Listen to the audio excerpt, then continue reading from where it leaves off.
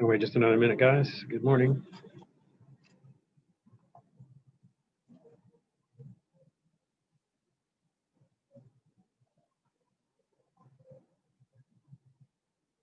Someone sent out a cartoon to all of us teaching, on Zoom, like all staff email, and it was this cartoon, and it's this teacher with like this on this huge Zoom grid, and she's like screaming and pulling her hair out, saying, "Will somebody just say good morning, please?" Ha ha ha. Hey, if you guys want to make this not like that. Good morning. Oh, thanks. It felt so good. Thank you. The weirdest part is just like you don't realize how much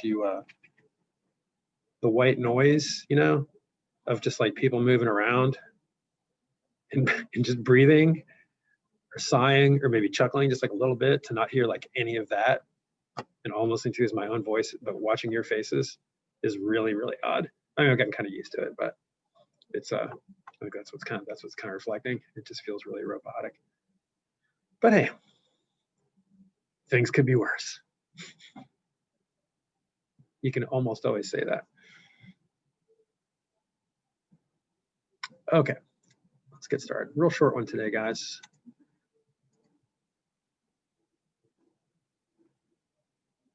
Routine stuff, got grammar lesson 10 up. Do the usual, watch a quick video, complete the requested items, and turn in by Thursday night. Vocab, lesson 3, sections 1 through 4 of the book, due tomorrow night. Your running assignment that I gave yesterday in the Perrine anthology, don't forget to finish the assignment of How I Met My Husband tonight. The pages and details are on the actual assignment under classwork. That is kind of a longer story. So if you haven't gotten going on that, don't wait till the last minute tonight, or it's going to take you a little while.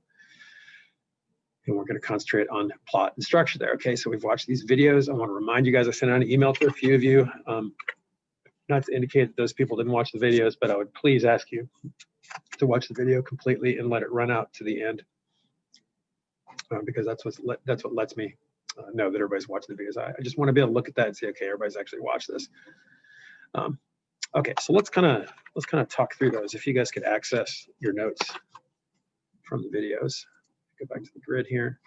Give you a minute to do that. The reason I want you to watch these, I mean, there are things that I'm assigning, but they're also kind of replacing a lot of the type of in-class, kind of just basic instruction of building up these, be able to recognize and analyze the function of these different techniques and devices.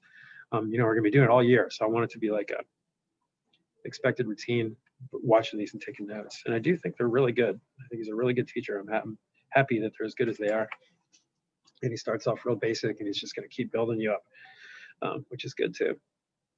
Okay, so we talked about when we were reading the chapter on plot structure, how you have that kind of generic expected plot curve, and that represents what we call what type of standard story structure. What's the term that we call that? Which is good to be able to use, right? Because sometimes the story is really weird, but the plot structure itself and how it's put together is actually very normal, right? Like Hunters in the Snow. It's a weird story and it's complex, but the story itself, it just, straight events, right? What's that called? Linear.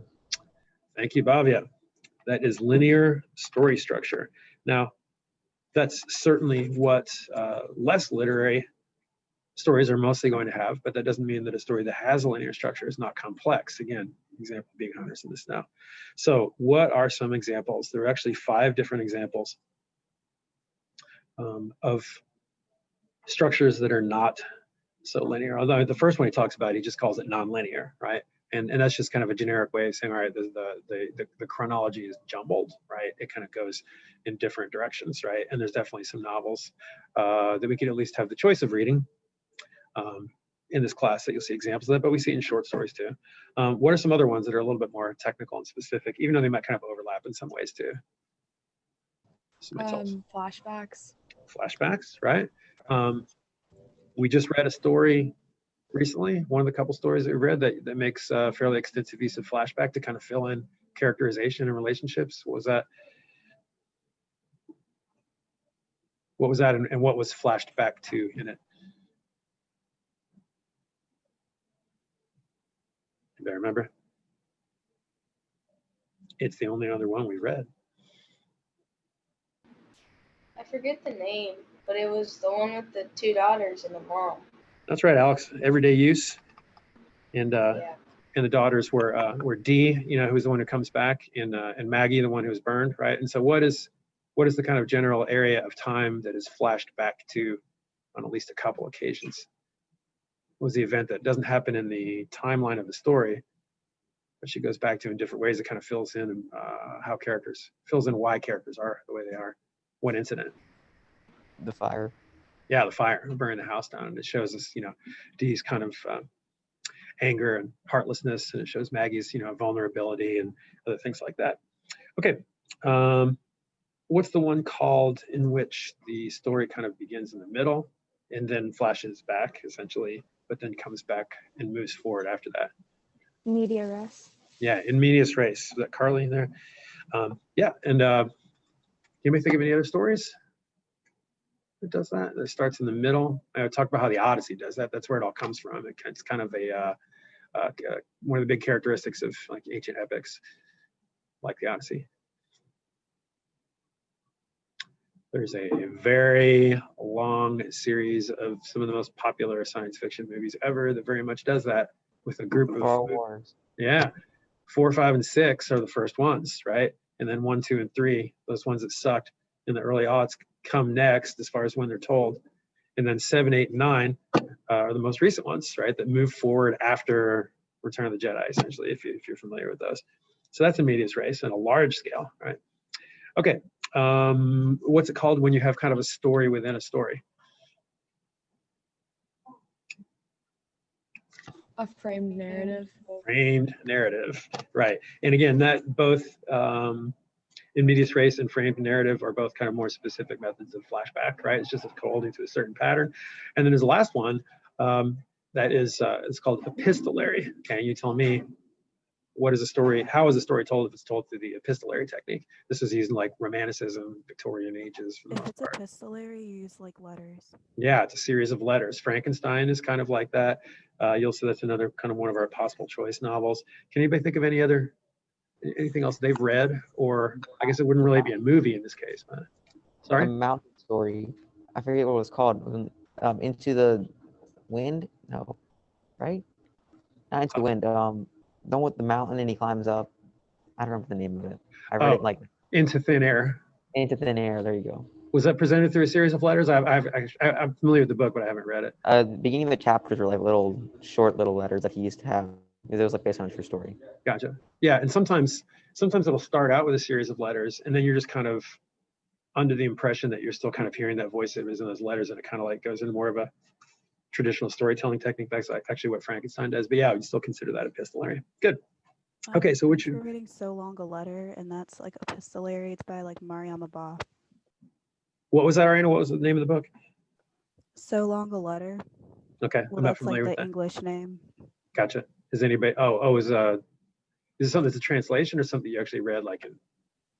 We're reading like excerpts of the original one because like it's In what French. class? Oh, okay, In French. Is that AP French, I assume? Yeah. Gotcha. Cool. Yeah. So what you ask with any of those is, what do we gain by telling it that way? What do we lose in a linear story that can maybe use something like that? And we talked about with everyday use. You gain more knowledge about the characters because of the flashbacks that kind of fill in what happened to them before. And what we lose without that, well, we wouldn't have the same depth of character, right? We haven't read that many stories yet, but he keeps referencing back to the very short story that he had you read, The Story of an Hour, right? Which I think is an amazing story in such a short amount of text, which is probably why he gives it to you in the videos, because you can quickly digest it. But what might be a reason, and this kind of goes maybe in the second video a little bit, why is that? Why is it unnecessary to have a nonlinear story, and what do we actually gain or keep by keeping that more linear? What does the reader kind of go through that makes sense for that to be told in a linear fashion? They kind of go through the story in real time, like with the character.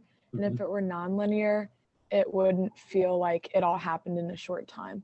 Yeah, it's a jarring sequence, totally horrifyingly jarring sequence of emotional events that happen to this character. And there's really no reason to mix it up, right? Because it's this happens, then this happens, and then this happens, and the last thing that happens, and the revelation of the fact that her husband, ironically, is still alive, is what kills her, right? You don't need to mix that up. It's already complex and jarring enough. Okay, and you kind of experience that emotional curve with her. So again, what you want to think about, and what he kind of explains, goes through in the second video, like any other technique, can you describe the sequence? Yes, great. I can identify that as flashback, and I can identify that as nonlinear or whatever. But the really important thing is, can you then explain the function, right? And that's what we're getting at when we say, well, the reason she uses flashback is to fill in the characterization, to expose the vulnerability of Maggie, the anger of Dee, and things like that. It's actually kind of one of the most basic concepts, plot, right? But if you just label it and you don't give the function, then you're not getting to what you need to get to explain the overall meaning of the work, which is what any essay question is going to ask you to do. Okay, So we will get more deep into that as we read a couple more stories, and certainly think about plot structure as you finish reading the one we're going to do for tonight. I think it'll actually kind of surprise you in a way you might not expect. And we'll talk about that tomorrow. Everybody all good? Short one today. All right. Good to see you. Have a good day.